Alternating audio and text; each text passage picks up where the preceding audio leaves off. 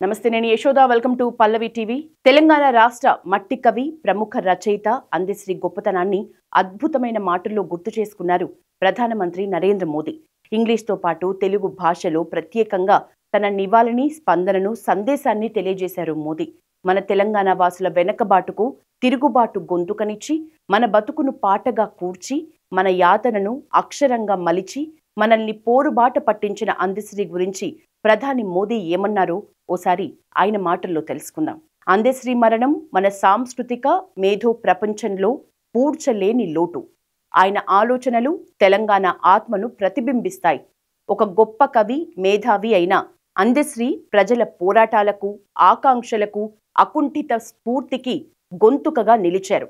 అందశ్రీ పదాలకు హృదయాలను కదిలించే శక్తి, అన్ని వర్గాల ప్రజల ఆకాంక్షలను ఏకం చేసే శక్తి, ప్రజల సాంఘిక హృదయ స్పందనకి రూపం ఇచ్చే శక్తి ఉన్నాయి. ఆయన సామాజిక స్పృహను సాహితీ సౌందర్యంతో మిళితం చేసిన విధానం అద్వితీయం. వారి కుటుంబ సభ్యులకు, అభిమానులకు నా ప్రగాఢ సానుభూతి తెలియజేస్తున్నాను. ఓం శాంతి అని మోడీ ట్వీట్ చేశారు. నిజంగా అద్భుతం కదా. అందశ్రీ కలం శక్తిని 3 ముక్కల్లో ప్రపంచానికి చాటి చెప్పారు మన ప్రధాని మోదీ. కలానికి ఉన్న శక్తిని ఎవరు కొలవలేరు.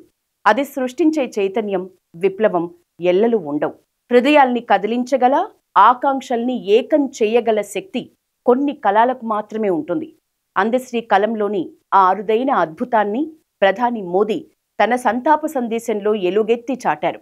సామాజిక స్పృహను సాహితీ సౌందర్యంతో మిళితం చేసిన విధానం అద్వితీయమని మోదీ రాయటం చిన్న విషయం కాదు.